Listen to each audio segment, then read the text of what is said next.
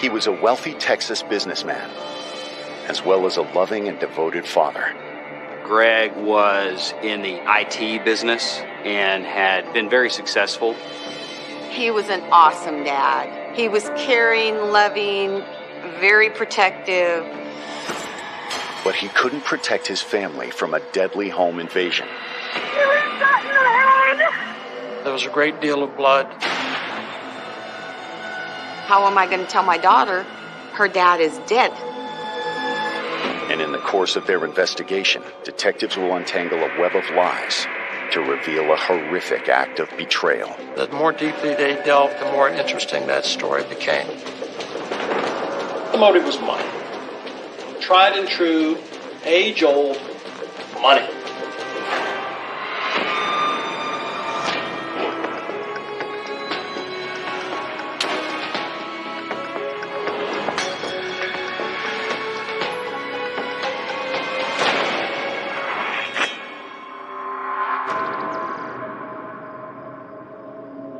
October 13th, 2011.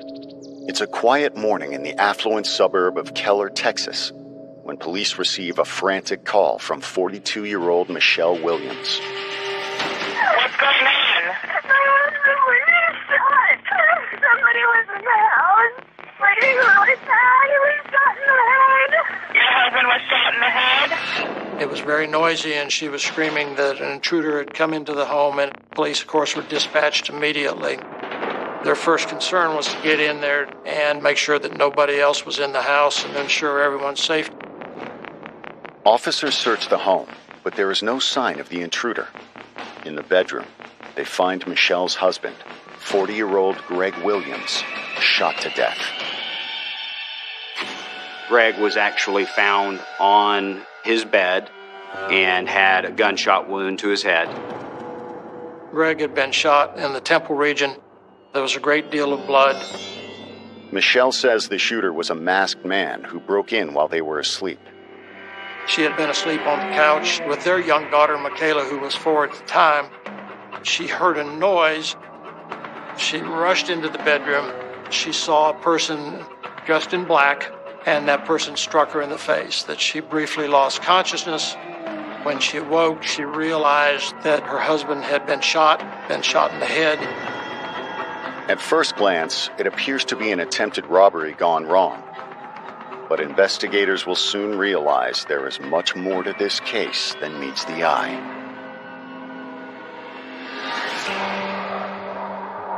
Greg Williams was born in Dallas, Texas on March 24, 1971, to a modest middle-class family.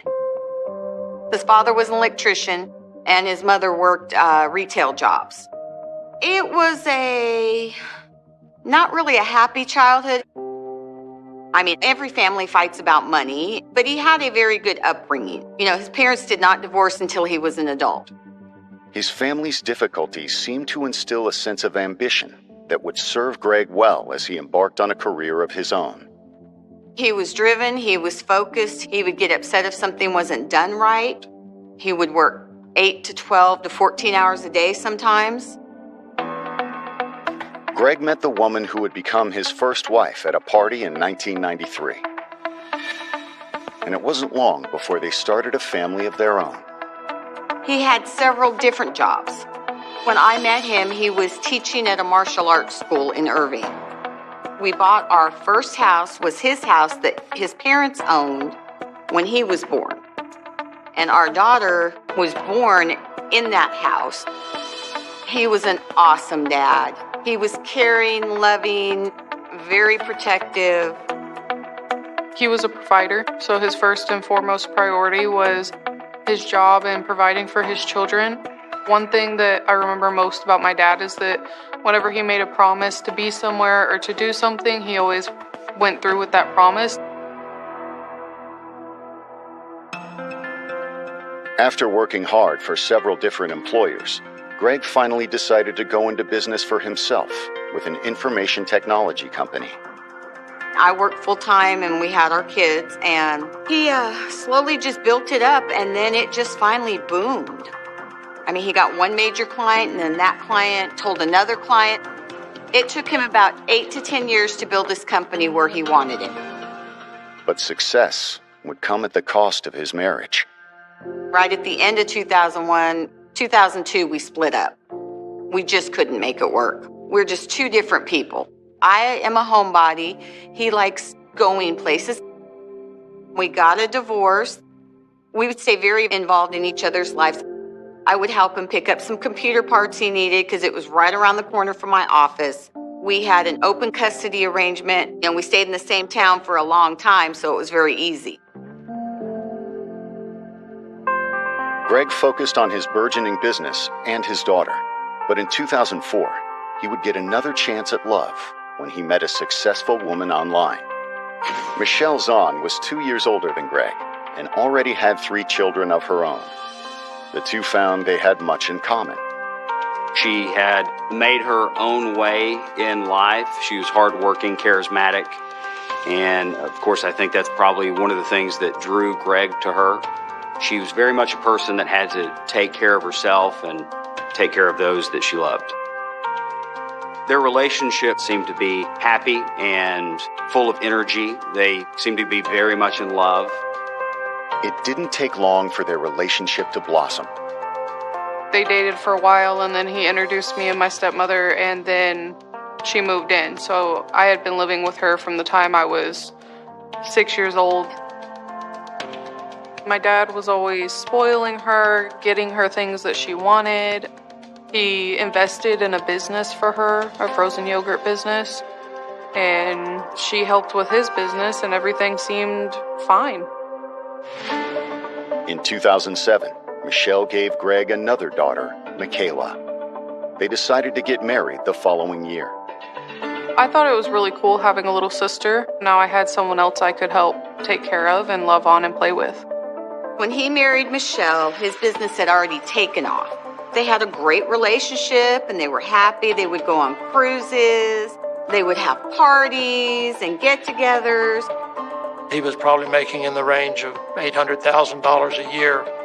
They lived in a very nice house, about a 5,000 square foot home, but they had leased that property and actually were in the process of purchasing a new home in the range of about $4.5 million home. But just as they were about to close the deal, a masked gunman took everything from the Williams family, and Texas police are determined to catch them. Coming up, was it a robbery gone wrong or something far worse? He has quite a few not so good friends.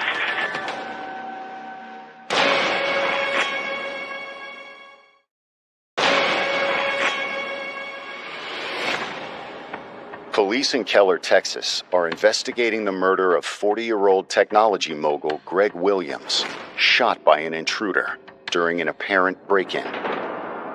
The masked man struck Greg's wife, Michelle, as he fled the scene, but their daughter, Michaela, was left unharmed. It was obviously a fresh bruise. There was subcutaneous bleeding under the skin. She was hit by the intruder with a wrench. EMT people arrived at the scene. They checked her out. They also made sure that Michaela was okay.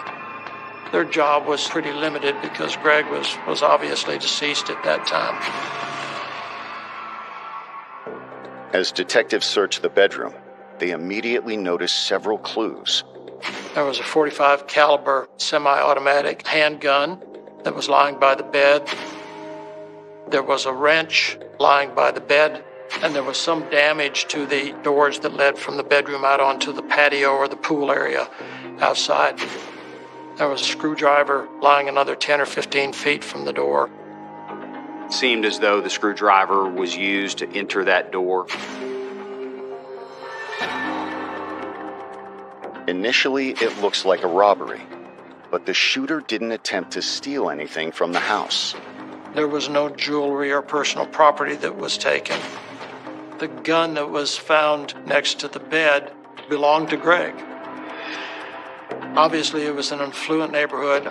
They were people that, if you knew them by reputation, that had some money there. They had, my recollection is, about $20,000 there in the home.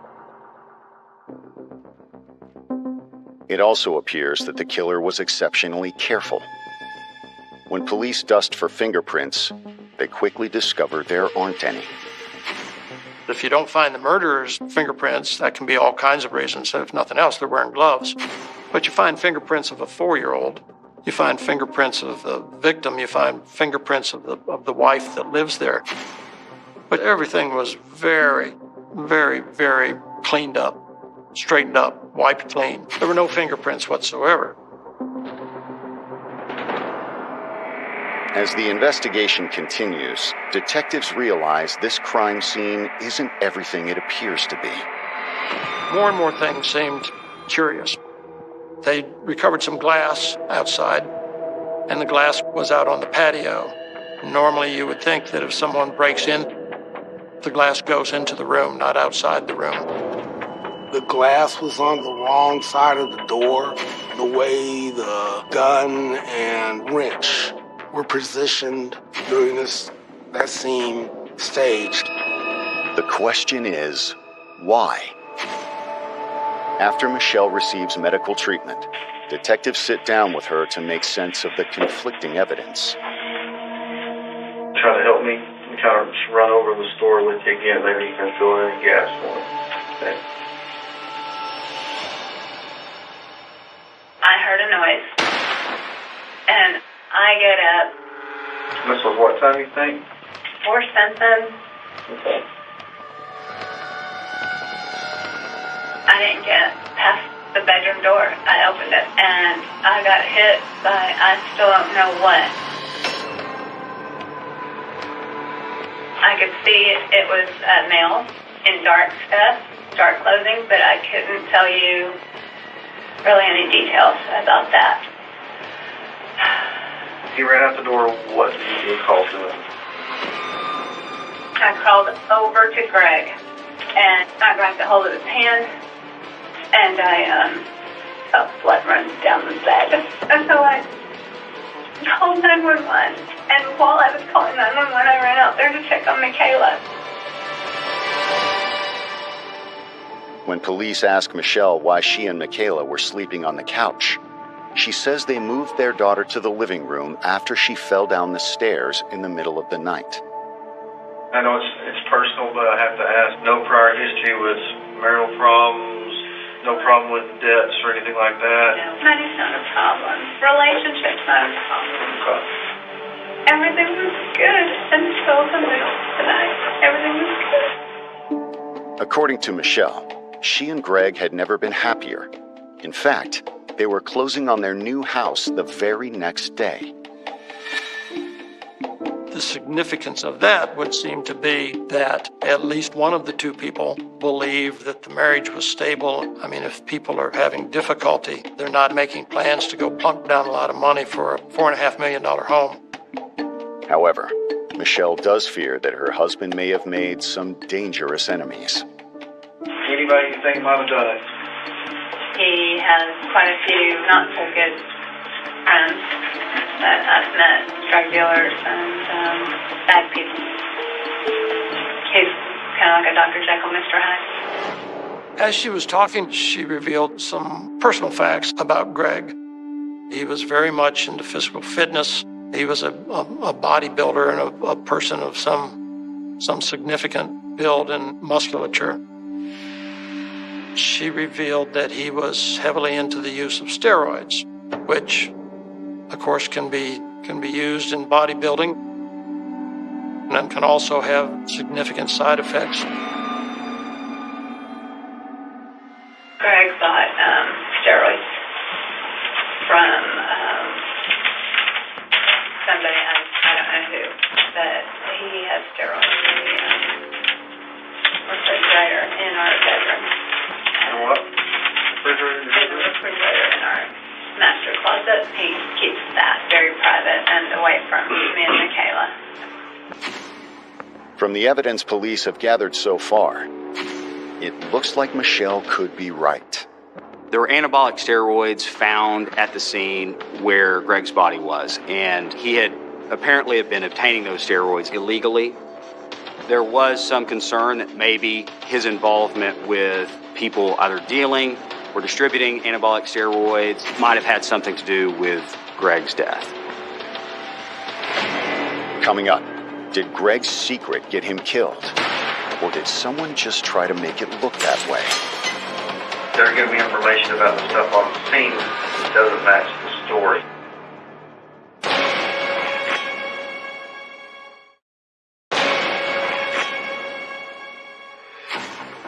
While detectives continue their investigation into the murder of millionaire Greg Williams, his ex-wife and daughter are just finding out what happened. I got a phone call from his brother, bawling, telling me that Greg was gone. And I don't remember too much after that for a few minutes. It was so hard. All I could think about is, how am I going to tell my daughter her dad is dead? I was 12. I was daddy's little girl, daddy's little princess, and I did anything and everything I could to make my dad happy. I was in a lot of shock, and then it was sadness, depression, and all that. There were some thoughts that perhaps an intruder was related to dealings with anabolic steroids, money that was owed either to Greg or by Greg. These were all ideas that were explored. His ex-wife confirms that Greg sometimes used steroids, but doesn't believe it could have had anything to do with his death. I knew he was taking steroids. He'd probably been doing them about 5 years. Before the business got busy, he would do competitions like over in Prague, kickboxing, different types of martial arts. He always liked to stay in shape. I don't think Greg got involved with the wrong people. Greg would never bring that into his life and put his children at risk. Investigators speak to everyone who knew Greg and canvass the neighborhood searching for any possible leads. There was no evidence shown that somebody, as they did this canvass, had seen or heard or filmed any sort of vehicle or any person that didn't belong in the neighborhood, particularly at 4:30 in the morning. But this was an affluent neighborhood, so you would imagine, and there were, in fact, some security cameras mounted on various houses and recorded cars that came in through the security gate.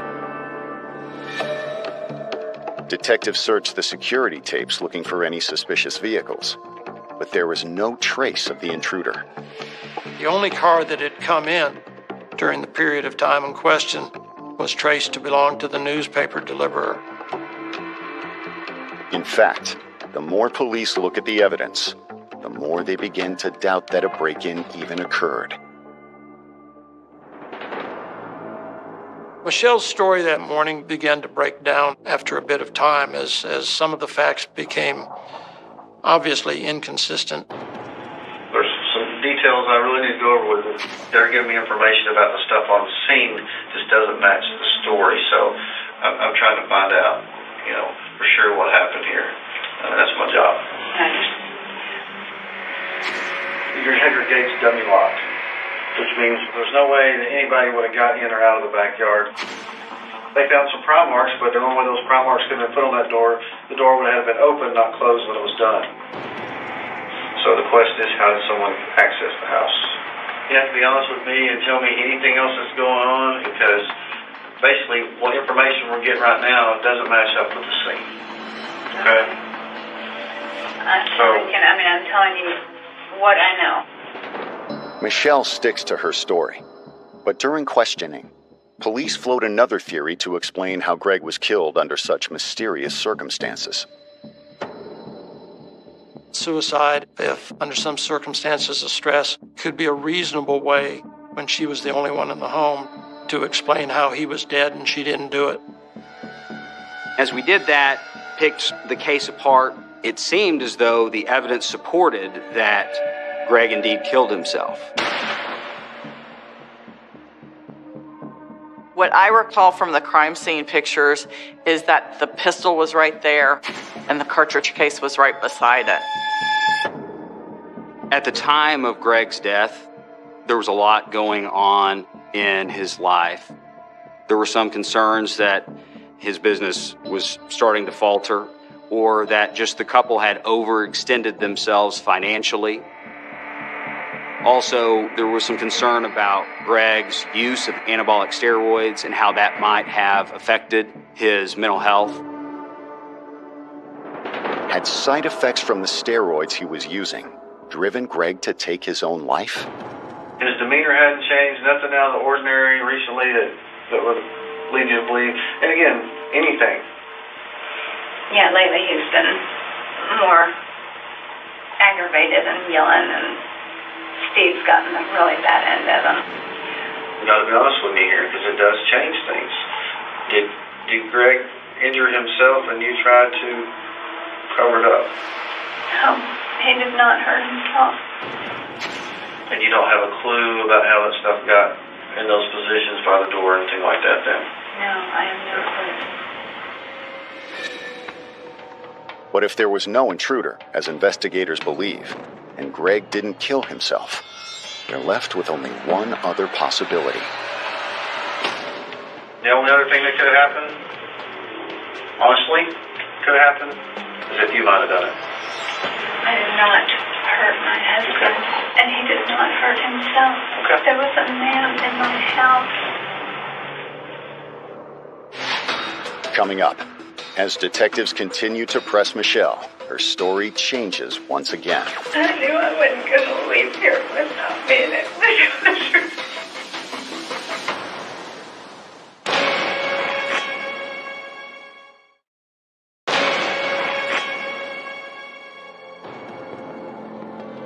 Detectives are grilling 42-year-old Michelle Williams about the details of her husband's death.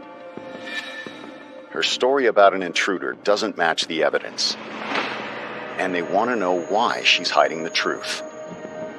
I don't know whether police believed the intruder story from the beginning. There are parts of that story that, if you look closely, perhaps don't feel right. And so in most cases where someone is killed in their home, the spouse is responsible. You know what happened.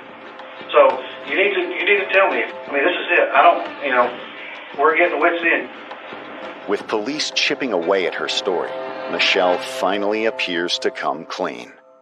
You've got to be honest with me, Michelle. If he did it and you covered it up, just tell me. He does. Huh? He does. Okay. You want to tell me the story, what really happened now? Michelle indicated that, well, it really was not an intruder, that she had made up the story because her husband, who was situationally depressed from time to time, killed himself. She explained that in order to make it look like an intruder had entered the home, that she had rearranged some items, that she had placed the screwdriver where it was so that it would look as though someone had entered the door. Also, she cleaned up the scene some so that it would not be easily determined that Greg had killed himself. The rationale that we got was that she didn't want her child to know. I couldn't let her know that I killed myself. There's blood everywhere. I took some Clorox wipes, and I wiped the gun with the blanket that he had right there. And I set it down, and I had to figure out what the hell to do at that point. You put the gun by the door? I opened the door and I put the gun on the door. Because if it was sitting by him, of course it was. Michelle explains that she broke the glass, then arranged the items in the room to make it look like a burglary. In order to make some sense, I had to have an injury. I was so panicked. And I just set myself. What's that, wrench? It's a wrench. I went back and opened up the back door, and while there was I was calling 911 and hoped that somebody could still keep him alive, but I knew he wouldn't make it. Michelle acknowledges that she had another reason for covering up Greg's suicide as well. Michelle had a life insurance policy on Greg Williams for $850,000, but it had a suicide clause. So if he commits suicide, she cannot collect the life insurance.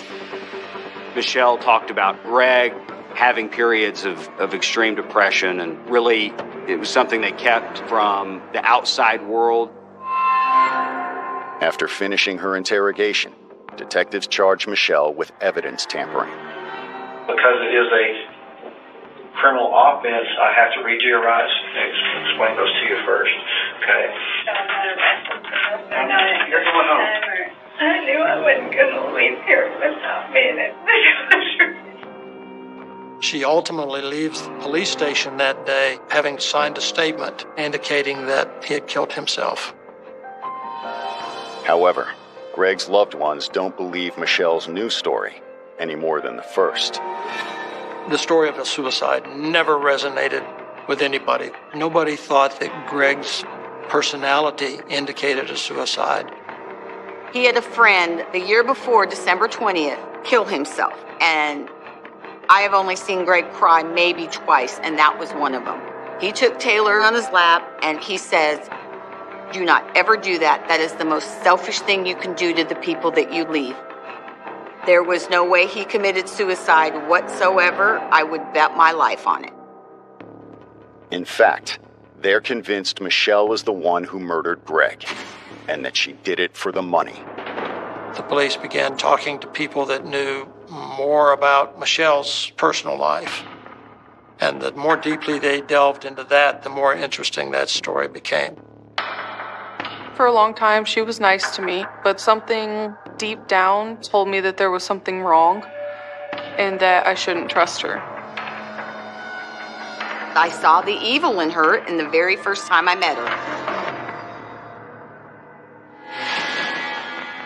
Coming up, did Michelle decide to cash in her husband's fortune?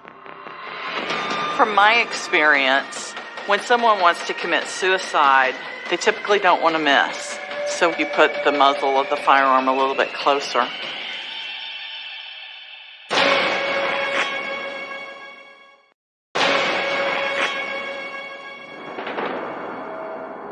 After hours of interrogation, Michelle Williams has confessed, saying she covered up her husband's suicide. But investigators still think she's holding out on them. And the medical examiner's autopsy seems to confirm their suspicions. We have a very good medical examiner's office in Tarrant County, and the most significant finding was the nature of the wound itself. This was not a contact wound. When you put a gun up to your head like this, it does different things, and the evidence that is left behind can tell you a lot. One of the things that it can tell you is the range from which the shot was fired, and that's important in a case like this. Based on the state's expert, the gun was an unnaturally far distance from Greg's head whenever it was discharged. I did the distance determination testing and determined that it was further than 6 inches, but closer than 24 inches. That would have put his arm in a peculiar position, extended out and holding the pistol in a manner a little difficult to shoot himself in the temple. The report confirms that Greg did not kill himself. He was murdered. What was wrong with Michelle's story was that it was not true. On October the 13th, Greg's death was officially ruled a homicide by the medical examiner of Tarrant County.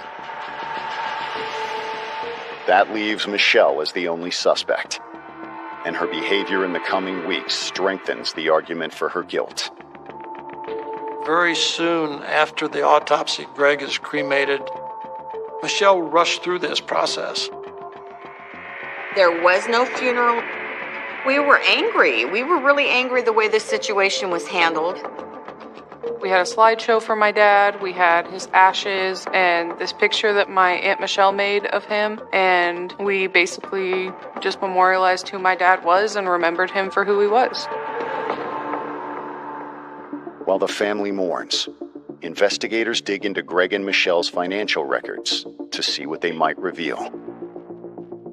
We thought that the financial records could perhaps lead us to some conclusions that would help us establish a motive. And things started jumping out very quickly. The first thing I did was look at the closing statement for the house that they were supposed to close on the day after he was murdered. And that's when I started seeing a bunch of red flags. Well, the first red flag I noticed was she had submitted forged documents showing that they had approximately $145,000 in the bank account. On October 13th, the date of Greg Williams' death, they had $34,000 in their bank account, and they needed $91,000 for the down payment on the house that they were going to purchase. And there was not enough left to go move into this beautiful house that they had been planning on. But Greg was making nearly $1 million a year. So where had it all gone? They had exorbitant expenses, such as they were leasing their Mercedes. They were leasing the house that they lived in. They had $67,000 in credit card charges. It became apparent the more we got into those records that Greg made the money and Michelle spent the money, and she did so with abandon. Michelle just spent. She had no budget, so she could just go out and buy whatever she wanted. Greg let her handle all of the books, so he had no idea that she was spending all of that money.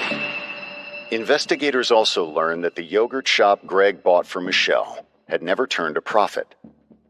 It didn't make any money. It lost money. In fact, her nephews told me she would come in on a daily basis and take the cash out of the register. She used the yogurt shop as an ATM. that's pretty good indication of a motive. In my 30 years of working at different newspapers, I have never encountered a set of circumstances similar to the Michelle Williams case. Michelle has already been charged for tampering with evidence, but based on this new information, her charges are upgraded to first-degree murder. When she was arrested at the gym that she was working at and running with Mr. Wallace, who was a trainer. She was pretty stoic about the arrest. She didn't resist, she didn't run, she didn't burst into tears or anything very, very dramatic. To me, it felt like justice had happened because she wasn't walking free.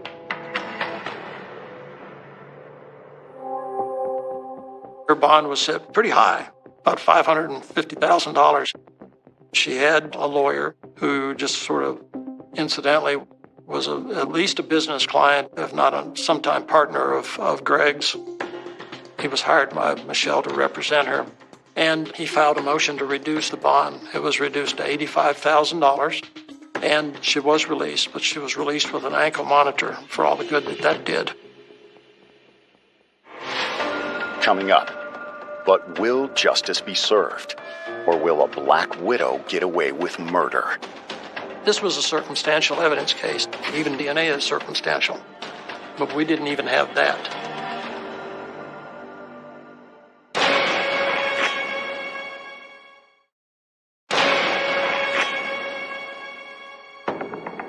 After almost 3 months of investigation, Michelle Williams has been arrested for the murder of her husband, Greg. Police in Texas believe she shot him for the life insurance money after squandering their savings. And investigators learn Michelle didn't wait long before moving on to a new relationship.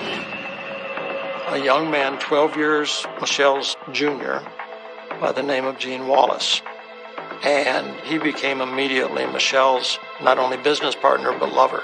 She began seeing him very quickly, within a matter of a couple of weeks after Greg's death.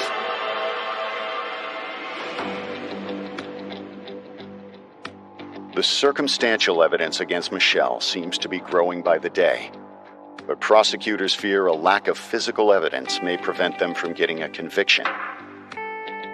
So they decide to offer Michelle a plea deal instead. The bargain was that Michelle was to plead guilty to tampering with evidence, a felony charge, and also deadly conduct, essentially recklessly discharging a firearm in someone's direction.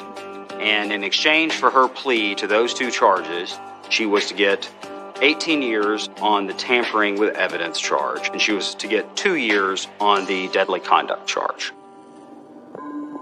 Michelle accepts the offer, but as her sentencing date approaches, she throws prosecutors a curveball. We were in the conference room at the DA's office, and they said, well, Michelle is pregnant. I said, well, that strikes me as something I need to see some proof of. Whereupon they produced a sonogram. She's pregnant not only with a baby, she's pregnant with 2 babies. She's pregnant with twins. They agree to defer Michelle's sentencing until the babies are born, but she immediately breaks the conditions of her release. She had asked to go to South Texas, down in the Corpus Christi area, I believe, and the probation officer said, no, you can't go that far away. So she figured a way to get her monitor off. As the result, Michelle goes back to jail, and once again, her story changes. Lo and behold, she's no more pregnant than I am. She has fabricated the entirety of the story just to buy time. We actually ultimately find the sonogram on the internet. It was all just a charade. I think it's fair to say that she has a very, very loose association with the truth. The plea deal was wiped away because it was determined that she had lied to the court in making her plea. She just had to push it further. And that was her undoing. On September 22nd, 2014, Michelle Williams finally stands trial for murder. Her attorneys quickly unveil a new defense. Michelle was trying to perhaps suggest to family and friends that someone else was responsible for Greg's death. Michelle tried to set me up for the murder. This was a story that kept on turning. It was like every time something would happen, it would be a new twist, a new turn. You never knew what would happen next. The only possible motive seems to be revenge, but prosecutors quickly expose it as another lie. One of her sons was the first witness that the state called to testify against Michelle. Michelle asked me to call some friends and have them frame Kathy. She tried to get her son to get a sweatshirt, take it to a field, put a gunshot in it, a gunshot hole, and then break into my car and put it in my car and call the police anonymously. And he would not do that. It doesn't take the jury long to render their verdict. Ms. Williams, if you would stand, please. They found her guilty of murder and guilty of tampering with evidence. On September 30th, 2014, Michelle is sentenced to 60 years for the murder of her husband and 10 more for tampering with evidence to cover it up. We were all just really relieved. She wasn't going to be allowed to continue to be on this earth having hurt someone. In the end, she proved herself exactly what my gut feeling told me. Greg Williams had trusted his second wife with his business, his family, and his fortune.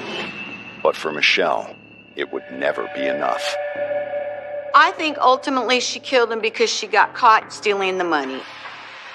I believe that he told her that enough was enough, that Michelle concluded that the gravy train had come to a stop and that the golden goose was getting off. He had been betrayed. Greg had such a big heart. He loved people, he loved his kids. The first anniversary of his death, Taylor and I took balloons and we went back to the house and we let the balloons go.